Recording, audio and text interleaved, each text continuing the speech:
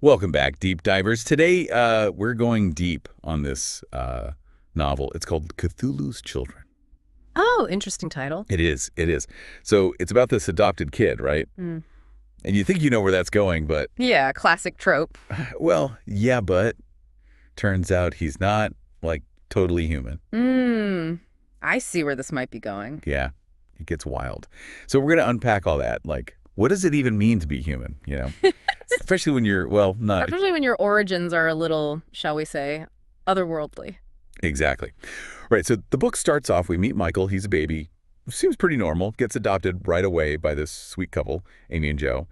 But right off the bat, little things, like, are they really seeing what they think they're seeing? I was going to say, the author, hints at things, subtle stuff. Yeah, yeah. Like the baby skin, it's see-through. Oh, yeah, forgot about that part. That's messed up. Right, it's like, hello, foreshadowing. Yeah. But Amy and Joe, they're so excited to be parents, right? So they just kind of, Oh, they explained it away? yeah, they rationalize it. Like, oh, must be the light. It's kind of funny, actually, how much they just ignore. Well, we all do that, right? Right. I mean, not with transparent babies, but Yeah, when something makes us uncomfortable. totally. Right. Especially with family, it's like we see what we want to see. Love is blind, right. But then Mike starts growing up, and it's not just, like, baby stuff anymore. Oh no, his abilities. Dude, this kid is mastering checkers, like before kindergarten, reading, I don't know, Tolstoy, and he can talk to octopuses. Wait, what? Like telepathy? Full-on cephalopod communications. Yeah. I mean, it makes you wonder, what is intelligence, you know? Right. Like we humans, we think we're so smart, but what if? What if we're not even the smartest things on the planet? Exactly. And then poor Mike hits his teenage years. I mean, awkward enough as it is, right? Oh yeah, high school, the best years of your life. But imagine being a Shoggoth. Oh, what now? Oh, sorry, spoiler alert. No, but seriously, the teen years are rough. He's brilliant, obviously, so he aces everything, but then people accuse him of cheating Ugh. The classic too smart to be true dilemma. Happens all the time, right? all the time. And of course, he gets bullied. People are just jerks. Well, he's different. People fear what they don't understand. Sad, but true. But there's this bright spot, his friend Gabby. She's amazing, super smart too. So he finds his tribe, people who get him. Yeah, like their bond is so strong they just click. Shows you how important it is to find your people, you know, Especially when you're, well, going through all that and figuring out you might not be human. for real. But then Mike's off to college, thinks he's maybe got a handle on things, and bam, huge revelation. Oh, the adoption thing. Yeah, Yeah. him, Gabby, different Gabby, by the way, and this other brilliant kid, Ralph, all adopted. And they all have off the charts IQs, right? That's not a coincidence. Clearly something's up, and it ain't your average family reunion. This is where we enter conspiracy theory territory. Oh yeah, hold on to your tinfoil hats, folks, because it's about to get weird. Okay, so last we left off, Mike, Gabby, and Ralph, they've all figured out they're adopted. Big surprise, right? But it's more than that. Like they're trying to dig into it, figure out why, and they meet this woman. Lindy Ann, right? Yeah, Lindy Ann. She's Ralph's mom. And she's the one who, well, she kind of drops the bomb on them. They're not human. Exactly. Not human. Well, not exactly. Wait, so what are they then? Yeah. Like aliens? I'm lost. Okay, so get ready for this. They're Shoggoths. Shog what now? Shoggoths. It's a Lovecraft thing. Oh, okay, Lovecraft. Yeah, I know some of his stuff. Creepy. Creepy is putting it mildly. So Shoggoths, basically they're these shapeshifters, super strong, super smart. In the Cthulhu mythos, they were like servants to Cthulhu. Cthulhu. That giant octopus monster thing. Pretty much. So yeah, imagine finding that out about your family. No kidding. I mean, it explains some stuff, though, right? Like Mike's powers and all. Oh yeah, totally makes sense now. But it also means, he's tied to this ancient, cosmic lineage. Dude, talk about a messed up family tree. Right. And then, as if things weren't weird enough, Cthulhu himself, he starts to kind of make his presence known. Oh no, what does he do? Like tentacles reaching out of the ocean? Not quite, but almost as creepy. It's more like telepathic suggestions, influencing people's thoughts. Hold up, thought control. Is this like a metaphor for something? It could be, but in the book, it's pretty literal. Like he's spreading these ideas, these, I don't know, thought viruses. So kind of like propaganda. Or how fake news spreads so fast these days. Exactly. The author does a really good job with that, making it relevant. Yeah, that's scary stuff, how easily people can be manipulated. Absolutely.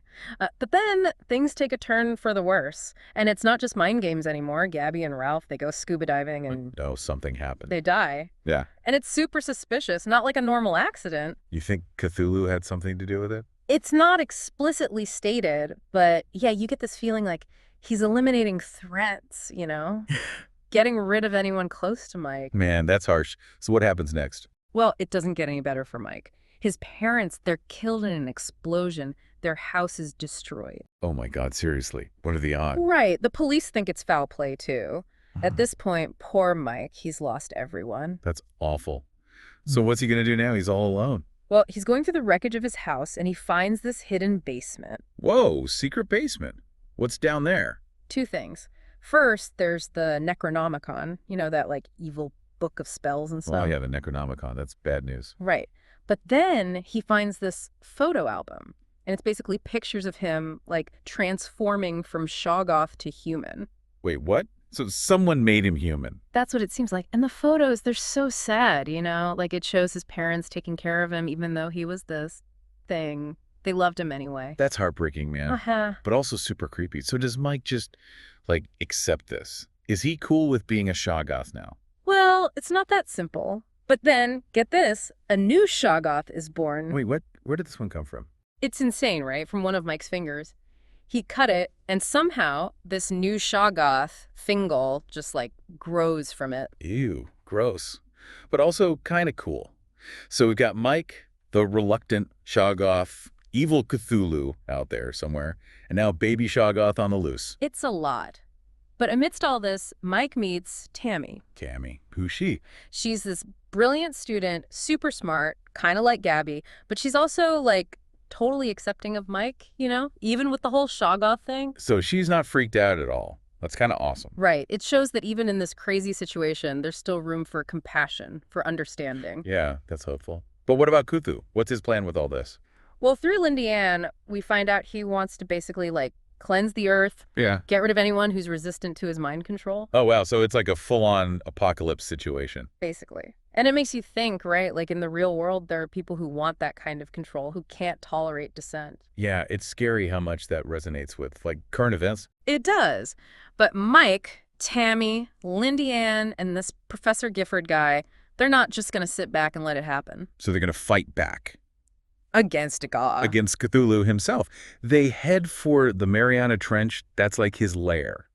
That's hardcore. I mean, Yeah. what chance do they even have? Well, that's what we're going to find out. The final battle is next. And trust me, it's a wild ride. It's crazy, right? Like, the author pulled out all the stops for this final battle. You've got ancient magic, futuristic tech, these huge whales being controlled by Cthulhu. Yeah, the whole thing is just mind-blowing visually. But in all that chaos, I was really impressed with Tammy, She really stepped up. Oh, totally. She's not just like a damsel in distress. She uses her scientific knowledge to actually help. I love that part where she uses Professor Gifford's research to build that device. Right, to disrupt Cthulhu's control over the whales. So smart. Brains over brawn, for sure. Shows you, like, you don't have to be a superhero to make a difference.